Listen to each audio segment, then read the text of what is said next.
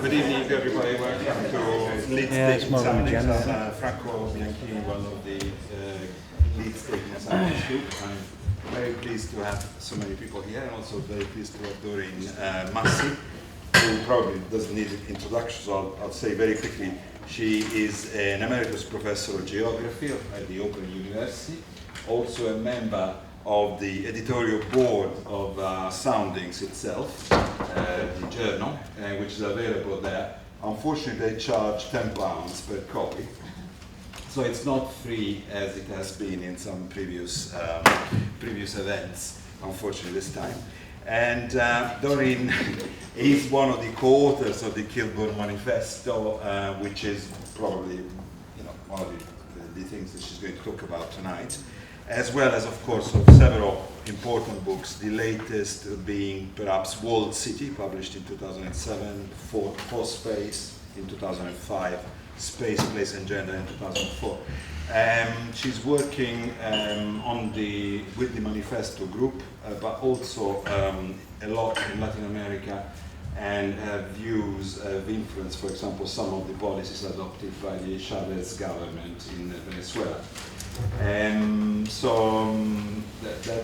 That's all for the moment. I think we can get started. Our next event is a small readers group meeting at 6 on the 2nd of July, which will be about a writing by Joe Crowders on the condition of Britain. And then we've got another event in September with Lynn Siegel, one of the co-authors of Beyond the Fragments, but I can't remember the date at the moment. I don't know. It is some point in September. We will advertise it. Okay, so it's a Wednesday, but I'm not sure which one. Okay. Right, so, sorry. Thanks. Is it all right if I sit down? Yes, if you want to. Well, yeah, we'll see how it goes, but if you find it's just too awkward doing this, then wave your arms about and I'll stand up for a while. Yes, I'm going to, as Franco said, I'm going mainly to talk about this thing which we have entitled the Kilburn Manifesto, Kilburn being the area in North London in which the three of us who are the protagonists of this project happen to live. And the three of us is Stuart Hall, the sociologist, myself, and Michael Rustin, who is in social policy. And we were back in, it was 1995 when we set up the journal Soundings. It was a moment when we felt that, I'm going to stand up, it's completely hopeless, I can't see you even if you can see me. We felt that it was extremely likely that a Labour government would get into power. We also felt that they probably wouldn't know what to do, and that they certainly wouldn't have the kind of radical agenda that we thought might be adequate to the historical moment of their coming to power. We were right, we had no effect, but we trundled on anyway. And so this journal's been going on since that point. And I think we've got, and it does okay, it gets around, and we've gradually developed a kind of politics which is not grand theory, but not immediate policy either. I mean, our explicit aim has been to work between those two, and very much within a Gramscian framework, that is standing back and trying to think about the shapes of society, and what we call the social settlements that societies fall into or are constructed over long periods of time. And we got to a point about a couple of years ago where I think our dominant political feeling was one of complete and total exasperation. Not just because we disagreed with the politics of the current government, of course, but because the terms of debate, even including opposition, and I mean, about the only thing I'd exclude from that would be Occupy and UK Uncut, but even including opposition, the terms of debate were so narrow, so confined. And so we felt that given the Soundings project of trying to stand back and say things at a deeper level, that it was a good moment for us to try and do what we call a conjunctural analysis of neoliberalism at this point in time, and to think about the ways in which we might pose a more fundamental, a broader challenge than is currently on the agenda in dominant formal political debate, at least at the moment. So we're thinking about neoliberalism as a social settlement, which has fallen into a kind of crisis. And one of the questions is, does that in any way pose the possibility for some kind of potential breakthrough? And I think central to everything we're trying to do, and I guess this is very much the influence of Stuart Hall, is a notion of hegemony. That way in which we are sucked into, corralled into, thinking in certain ways, operating within certain imaginative frameworks which we forget even to question. It's a notion of common sense. And really what we wanted to challenge, to kind of put a bomb under, was some of the aspects of common sense within which current debate has become so tightly constrained. And I mean, if one event really brought that home to me, it was those days around the funeral of Margaret Thatcher. I mean, I didn't watch the funeral, I have to confess, but I watched what was going on around it and the political construction of it as an event, with a mixture of horror, but also complete political fascination. And what fascinated me was what they, the big they, were trying to do, was to turn Thatcher into an apolitical figure, into a national icon that was in some way beyond political contest, above political questioning, to take what she stood for as a given that we all now accept. And it was, in a sense, it was an attempt to depoliticize one of the most politically divisive figures this country has ever seen. She's one of the originators of neoliberalism. And it's precisely that attempt to depoliticize that was so fundamentally political. One of the most political things you can do is to try and install things as not political, as just common sense, as just an automatic truth that we all accept, don't we? That really is hegemony, when we just accept the story. And it seemed to me that that was exactly what was going on in the funeral of Margaret Thatcher. And of course it may not work, there was dissent, especially in the north, and there is hope. But as a moment, it absolutely crystallized those ideas of the construction of hegemony and the removal of political questions from the sphere of political contestation. And that, in that sense, the funeral was absolutely kind of emblematic of what we're trying to say and to challenge in the Kilburn Manifesto.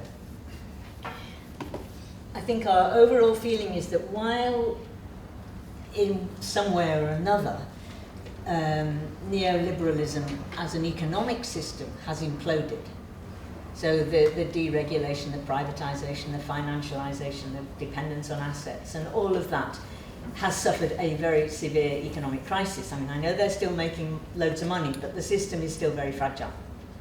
But while there is this massive economic crisis of the system, there is actually very little disruption in most of Europe, actually, but certainly in this country, of the political and ideological consensus on which neoliberalism rests. And it's that we're going to try and, poke a bit, to try and disrupt it.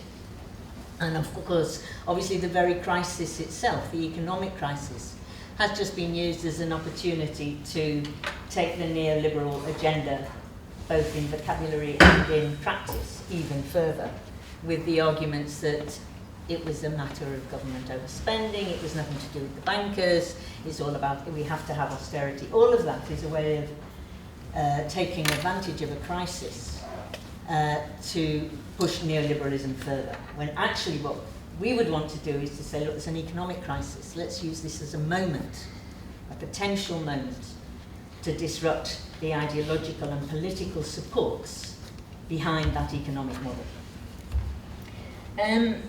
So neoliberalism is one of those weasel words, so it's probably worth just explaining the way in which we're using the term. It's about more than economics, which is the first thing to say.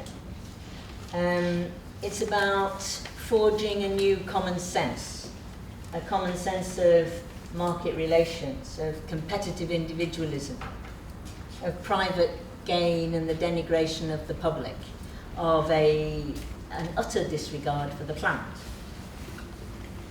And it's become our default way of thinking, and I'll talk about this in a bit more detail later, but it's invaded our imaginations, I would argue.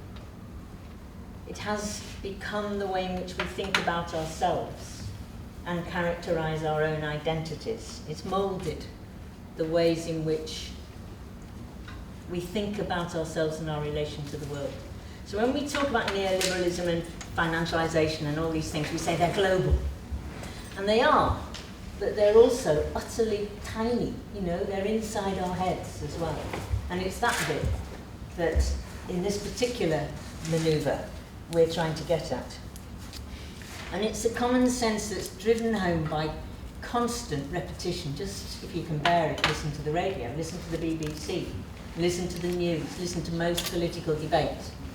Over and over again you will hear private good, public bad, public sector workers, job security, gold-plated pensions, all the rest of it. Repetition, repetition, repetition until you forget that actually that's a contestable position. And it's reinforced by, in this country, an overwhelmingly powerful media, which is either militantly right-wing or, I think, has just become submissively acquiescent. There is so little challenge from the formal media these days, even in debates and in interviews and things like that. It is quite astonishing. Now, that kind of set of assumptions about individualism and the private being good and the public being bad and competitiveness and all of that stuff is a common sense and a social settlement that is utterly different from the one that was established in the post-Second World War period in this country and which lasted until the 60s and the 70s. In other words, the common sense of social democracy. And our argument is that if things are to change, then we've got to change the current common sense. And our feeling is that if we're going to do that, then we have to have an analysis of neoliberalism at a much more fundamental level than occurs in most political debate in the country at the moment. We need to understand it in a more systemic, a more historical, and a more geographical, global context, a global way. And the framing statement, which I think was circulated, I don't know whether everybody here is on a circulation list, but the thing called, I think it's called After Neoliberalism Analysis, that was circulated to, and if not, you can find it on a website, which I will try and remember the address of later. So that's the kind of what we think of as our opening salvo, and it's simply an analysis, and it's trying to think of neoliberalism both as the nature of the social settlement that has dominated this country over the last, God, it's 40 years now, but also as just a moment also in the long historical and global and imperial history of capitalism. So both to focus on its specificity of now and to set it in that bigger temporal and spatial context, if you like. And obviously I can't do that here, so please, if you haven't read it, please go away and read it. Because some of that analysis, we're very open to contestation. What we want is debate and argument. And we wrestled with some of that stuff a lot. So, you know, if you want to have your own debates about it or write things back, then we are interested in that. What I'm going to do tonight here is talk very much more constrainedly about the more recent history in this country, about neoliberalism that triumphed in the UK. I think final triumph, one would say, was in the 1980s, after the foundering of that previous social democratic social settlement. Now, I think even recognising that is quite important. Even just understanding that there has been such a radical change in accepted wisdom, in common sense, is in itself a kind of breakthrough, because it means that common sense isn't common sense, it's a social construction of a set of ideas that we have come to accept. And one of the jokes I make occasionally is, I'm the youngest of the three authors of this thing, and we're, you know, okay, I was very involved in Occupy and all the rest of it, but we are not young. But one of the advantages of being pretty old at this moment is that we can remember that common sense was different. So for us, it is not patently obvious that market relations rule the world. It is not patently obvious that the public is a burden to be borne, the public sector is a burden to be borne. The 1960s common sense was around Keynesianism, public sector investment, around collectivity as a good thing, around a welfare state. I'm not going to idealise it, and I'll come back later to criticise it. The point is that it was completely different. And being able to remember that once it was different at least gives you the understanding that what we have now isn't permanent, or at least it's potentially not permanent. It too can change. Moreover, that shift in the 70s, 80s, from social democracy to neoliberalism didn't just happen. If you read accounts now, including even in the liberal press and in some even kind of so-called progressive, not socialist or left, but progressive press, you get this appalling story, which is that social democracy ran into the buffers. We could no longer afford that kind of welfare state. There was too much bureaucracy, there was this, there was that, there was the other. And so the obvious alternative when social democracy hit the fan was neoliberalism. And it's a kind of story of seamless historical inevitability. That had to happen. It's the story in which it was told all the time during the funeral period of Margaret Thatcher, in which Mrs. T solved the problems thrown up by social democracy. The country was falling into ruins. You know, we've got, good God, we've got trades unions, we've got all kinds of things. And she solved the problems. And it is astonishing to me how even quite, I would have thought quite progressive writers are now writing the history of that transition in that way, because it was actually absolutely nothing like that. As somebody who lived through it, looking around the room at people who probably didn't, I can tell you it was nothing like that. For a start, it was a story of really quite violent at times, and certainly very sharp political struggle. I mean, the first attempt at neoliberalism was in Allende's Chile. And he was overthrown by a violent revolution, violent military coup in 1973. If you come over just to this country, the battle over London and the Met counties in the 1980s was again a battle over whether neoliberalism would win. I was involved at that point in Ken Livingstone's first incarnation of Ken Livingstone, when he really was radical, in the GLC. So we were on one side of the river and Mrs. T was on the other side of the river, and the battle was actually over. What's the future of this city? Is it going to be a city of city capital C, meaning finance, a city of deregulated finance? Or is it going to be, and the trouble was we were still working out what it was going to be, but it was going to be something much more grassroots, much more bottom-up, much more varied economy. And of course, she won. And the city became what it is today, a financial imperial capital. But it was contested. It was not inevitable that neoliberalism would win. From Allende to Ken Livingstone, if you like, there was a battle and there were alternatives.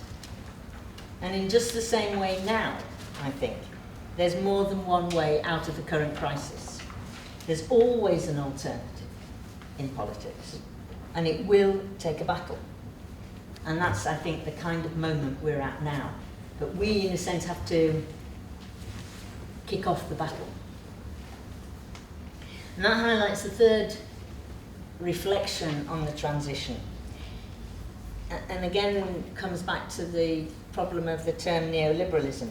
Sometimes people refer to neoliberalism, they just mean an economic theory, neoclassical economics versions of, in which case the politics gets reduced to a rather more technical debate. The way we've used it in the Kilburn Manifesto is as the name for a social settlement, a period of our history which has come to characterise not just the economy, but the culture, celebrity culture, all of that stuff, of a whole period and across a whole country. So that opens up bigger issues of ethics and culture, and of the organisation of society and the self-conception of individuals and so forth.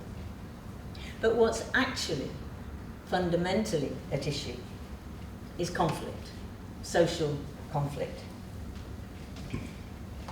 What's happened under neoliberalism is the really quite astonishing reassertion of the powers of capital and of elites. And that was the point of it. It wasn't solving the problems of social democracy. I'll come back to that in a minute. It was the reassertion of complex class interests. And it's entangled and entailed, as it's developed, the reconfiguration of all kinds of other social divisions around feminism, around ethnicity, around sexuality. So what's at issue is not the kind of debate that you get on the Today programme, for instance. It's not technicalities of how to run an economy. What's at issue are power, profit, and privilege on a host of dimensions. And even when we're talking about particular policies, we should be talking about them against the background of that understanding and setting those policies in relation to that understanding. Indeed, I would argue that not only did neoliberalism not take over from social democracy in that seamless narrative that I talked about earlier, but that social democracy was actively undermined by the forces that would come to be the elites of neoliberalism. Because social democracy, I tell you, those of you who didn't live through it, was still capitalism, very much so, but it was a model in which there was supposed to be considerable redistribution after the operation of the market from rich to poor. And basically, over the 30 years since the Second World War, in a sense, it had been not a failure, but in a redistributive sense, it had been too successful. Workers had gained too much. Trades unions were too powerful. Not for me, not for trades unionists, but for capital. The share of labour had grown beyond what capital wanted it to be. And the attacks upon that model came because of that, I think. And indeed the globalisation of manufacturing, including before globalisation, some of the moves of manufacturing, this is what I studied for years, moves of manufacturing from the south to the north was in search of cheaper labour, the undermining of existing workers within the system, efforts to undermine the gains that had been made by social democracy. And if that's even in a little way true, what it means is we can't go back. There's no way in which any of us in the Kilburn Manifesto group want to go back to some notion of the good old days of Keynesianism and the welfare state. Trade unions maybe, that's a different thing. The welfare state as it was. right? We cannot recreate that world. For a start, it too was capitalist. It took the market as given. I've already argued that there were limits on the redistribution that was allowable. So you can go, get so far, but then no further. And it relied on endless growth. If you're going to have redistribution, you need endless growth. And I'll come back to this later. But for a host of reasons, but primarily ecological, we have to question the fetishism of economic growth as the dominant aim of a so-called first world economy at this point in time. So we can't go back, and we have to invent something new. Now, all of that is said in this framing statement that I mentioned earlier, the After Neoliberalism paper that's on the website. And the form that the manifesto is going to take is, given that framing statement, we're going every month to produce very short kind of interventions, 4,000-word type things, in easy to read interventions across different axes within the analysis that we've produced in the framing statement. And I've just produced the first one, which is called Vocabularies of the Economy, and you can find that on the website too. And there's a little thing that appeared in Comment is Free in The Guardian as well. But read the whole thing. I think the whole thing's a lot better than the reduced version in The Guardian. And in a sense, we wanted to start there because it's such a classic of the way in which we want to talk, and it hits at one of the central pins of neoliberalism. Let's question the way in which we have come to accept that we should talk about the economy. And that's what this instalment tries to do. And it begins with a very, very little incident that I experienced. I was in an art gallery last summer, and I had this, just as a visitor, and I had this absolutely smashing conversation with a young woman who was part of the gallery staff about the art in the gallery, and it was really engaging. And you say, oh, that was smashing, and as far as I could tell, she enjoyed it too. And when she turned to walk away, I noticed she had on her back customer liaison. And I felt completely deflated in a way. I'm sure it wasn't the case. I'm sure she'd gone beyond her remit. She was probably only supposed to spend 3.5 minutes with each customer. And we had certainly had an authentic conversation. But the kind of institutional reduction of our engagement to one of customer and client just reduced it somehow in a way that I found quite upsetting, actually, in a way. And we all know that. I mean, in universities, students now are called customers or clients. You get it on trains, you're not a passenger. I mean, we all know that. And this is something that's quite, you don't have to be on the left to get really shirty about this. Like, loads of people absolutely hate this. And what's going on there? It's not just terminology. It's a way of telling us what we are. It's a way of saying what's crucial about this relationship is not that you're a passenger on a train coming from London to Leeds, like I just did. What's crucial is you pay for a ticket and we're providing a service. It's a buying, and the crucial bit of this relationship is just buying and selling. It characterises all our social relations in all those kinds of spheres as commercial transactions.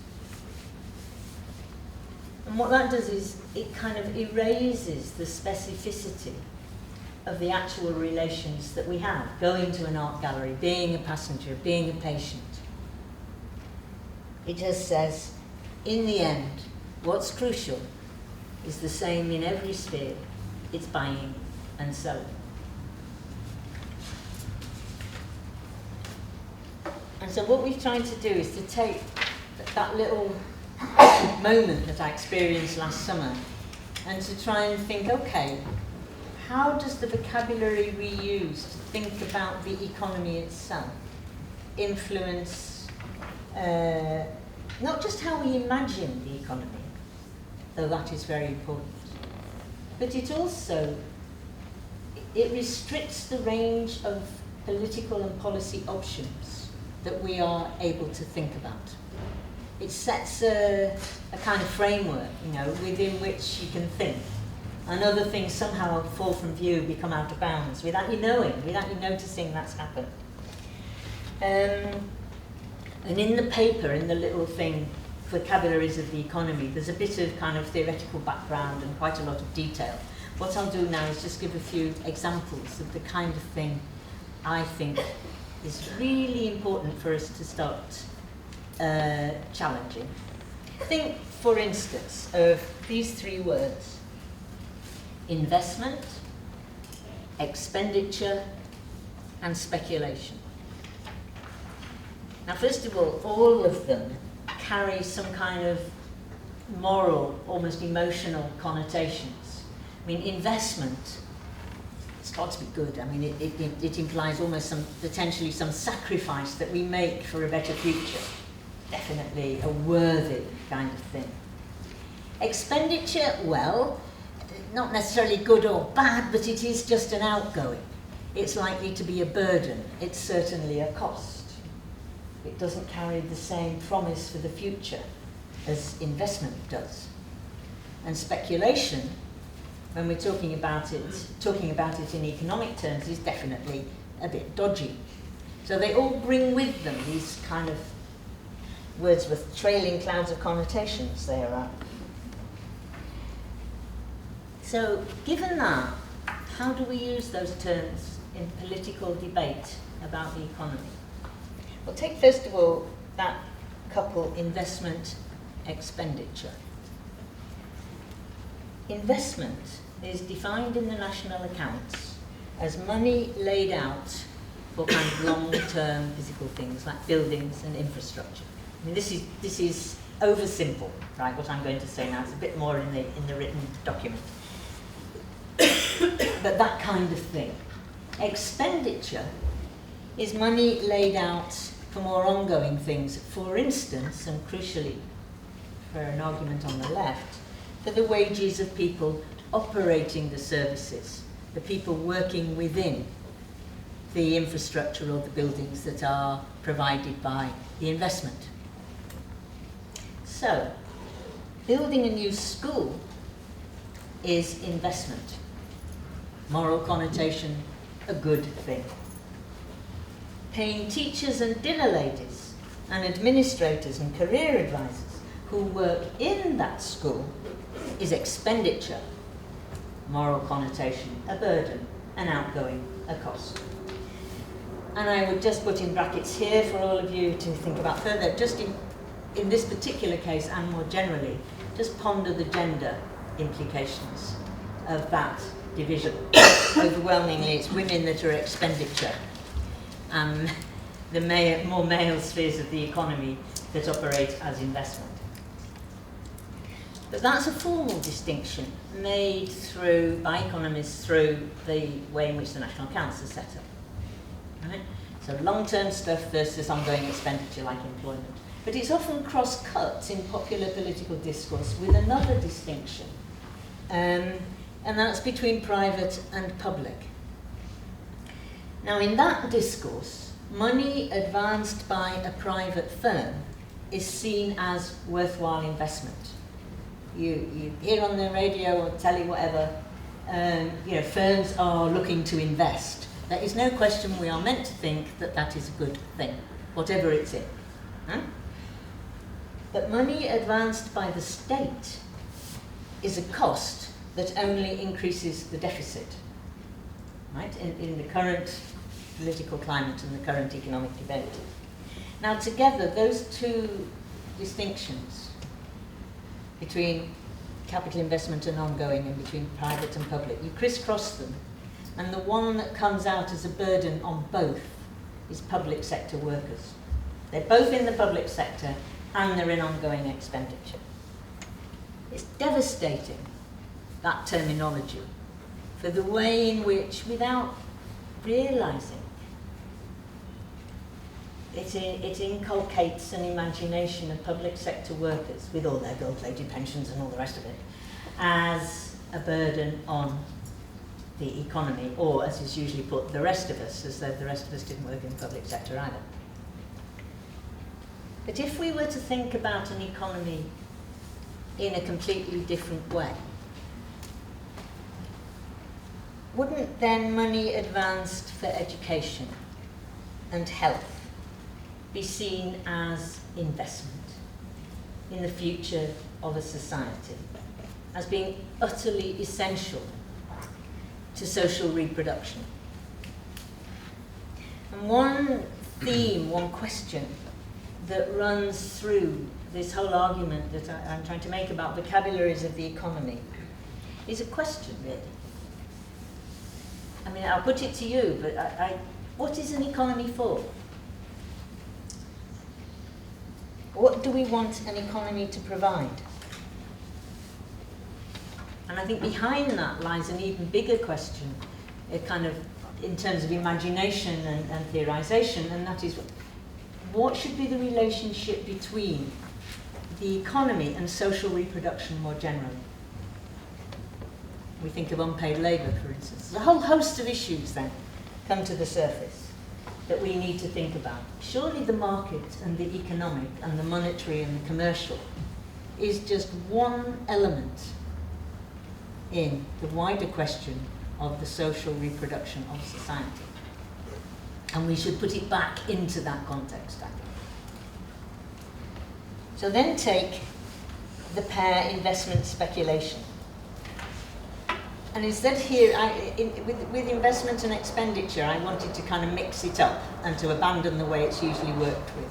But in the case of investment and speculation, I think on the left, we should be insisting that we make the distinction because it is usually forgotten about entirely. Money put forward to invest in productive activity, the making of something, including services and other aspects, is legitimately called investment. It is creating value, it is into a production process, out of which something else comes. Money, which, on the other hand, is put forward for buying an already existing asset for sale subsequently at a higher price, is also called, in most debate at the moment, investment. Especially, you will find that people in the finance sector call it investment. I would argue it's not. Actually, it's speculation. It involves no value creation at all, no process of production at all. And I don't mean production, it doesn't have to be a horny-handed worker, in a manufacturing plant. I mean production in that widest sense of a social process of production. All that buying an asset and then selling it on involves is value extraction. It adds nothing to the total value in society. It just allows those who own those assets and sell them on to redistribute value towards themselves. And that's really important right now, because much of what we have seen during the decades of neoliberalism is an economy not just which has lost its manufacturing and all of those things that we know about, but which has become increasingly, especially in this country so dominated by finance, increasingly dominated by processes merely of value extraction, of the buying and selling of assets, wine, commodities, property, land, vast amounts of land in the global south bought by corporations, derivatives, carbon futures. That's not value creation. That is about making money out of an existing set of value. It's about redistribution.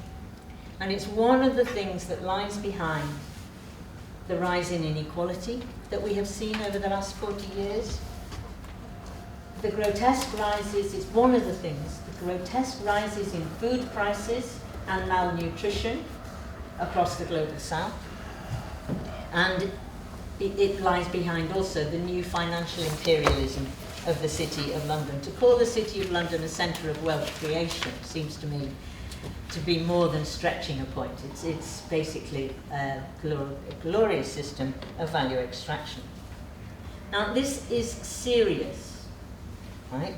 If we're going seriously to take on the financial sector, and I think that is one of the, it has to be one of the central parts of our politics at the moment if we're going to break the stranglehold of the current way of operating this society, then we need to insist on the distinction between investment and speculation, the distinction between value creation and value extraction. It's not just some casual terminology, it matters. And there's a whole host of words and phrases we could take on, and I think we should all try and do it and argue it. I mean, taxation, for instance, and it is assumed, absolutely assumed by everybody that I hear and listen to on the media, whatever, that taxation is horrible. We all hate the tax man. Nobody likes paying taxes, do they? Da, da, da, da. What is at issue in taxation is collectivity. You think about taxation for the NHS or the taxation for health, I mean the good things, I'm not talking about Trident here, but it's about our collective insurance, our collective investment. It's about social solidarity. A large chunk of tax goes towards the construction of social solidarity. And maybe if we thought of it like that, we could have a much sharper debate about where our taxes go. But I don't see any politician around who has the nerve to say, actually, taxation is good. We need taxation to do these things. And we insist that we are not going to make promises just to cut taxation for its own sake. Should I finish? No, not necessarily. Well, you keep waving this watch at me. I'm quite good at because taking I can't notes. see it from here. Oh, I see. That's all. That's it. Can I then make one final kind of round-up point? Well, two final, one very final one, because I do want to say this, because one example that the paper deals with at length, and I think it's the most politically difficult thing we have to face, is the fact that we all seem to think that growth is a good thing.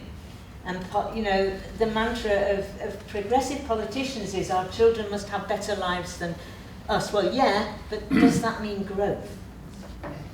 In what way better? So it's not only neoliberalism that insists on this connotation of positivity, but also social democracy. The economy is said to be about wealth creation, and we must see that grow. And the social democratic argument is that we need growth in order to redistribute it to make society more equal. Well, I think the position of us in the Kilburn Manifesto gang is that at least we want to question that, even though we know that it's a very difficult thing to raise. And we need to question it first because actually, over the next decade or so, there's likely to be insufficient growth anyway to redistribute to a degree that we would want to have a reasonably equal society. Secondly, it's a really bizarre arrangement. First you let an economy rip through market forces in the private sector. It produces inequality, and then you employ the state to correct the deficiencies produced by the market sector. It's bonkers, really. Why create the problem in the first place? Different models of the economy produce different degrees of inequality, equality and inequality. The one we have at the moment is peculiarly productive of inequality. So one thing we could immediately do is work towards thinking about what would an economy look like that didn't result in such a high degree of inequality. And I mean that regionally as well as amongst people. And I think that's where Ed Miliband's idea of pre-distribution, I think the word's terrible, but I think that's what he's trying to get at.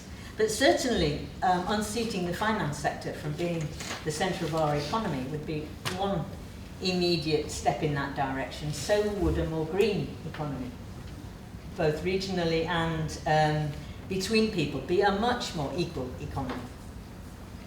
So that's two things. Another reason to question growth is that if that's the way in which you conceptualize an economy, first we'll produce inequality and then we'll redistribute it, all the political struggle gets focused on redistribution. All the battles become distributional battles, higher wages and things like that, rather than questioning the system itself. And my feeling is it's the system itself we ought to question it. And then there's the clincher that I mentioned earlier, that redistribution can only go so far. As soon as it gets serious, as soon as we look like being a really equal society, somebody will say, like the great they will say, no, can go no further. And the share of labour has now got too high, and capitalism cannot function anymore, and it will be undermined. And then, of course, there are the ecological and planetary reasons that we really must think about the commitment to growth. Climate change, resource exhaustion, and so forth. And I think here the role of countries in the global north is particularly important. I mean, it is us that has to cut back on the way in which we are committed to growth. And finally, wealth and growth in the way we measure them now, in purely monetary terms, seem from all the evidence that can be gathered, though I'm not an expert in this, not any way to be making people any happier or to be contributing to any greater sense of well-being. So I will finish here. I had other things, but we can discuss them. I guess the question is, can we use this economic crisis precisely to poke questions like that at it, to rethink the terms of debate within which our politics seem to have been so narrowly constrained? Can we challenge this dominant language and imagination? And I mean, this is the first thing is about language. We go on to, it won't all be about discourse, it won't all be about language, we'll be talking about actual politics. But to think about the economic debate, not just as a scatter of economic policies, which is what we seem to be getting at the moment, but as a different vision of the economy and of how we think about the economy. Because if we don't, we're always somehow arguing on their terrain. You know, we're defensive. The Labour Party finds itself having to prove that it's tough, and for heaven's sake. That's their ground. We should be constructing our own political ground. And I guess behind that, there's the question that I mentioned earlier. What is an economy for? So that question about the economy is the first instalment of a set of things that we will be coming out with. I can tell you some more later. Over the course of the next year, which will take different slices through these issues to try and provoke debate, to try and unsettle a little bit the neoliberal hegemony within which debate has become so constrained over the last few decades. Thank you very much. Thank you.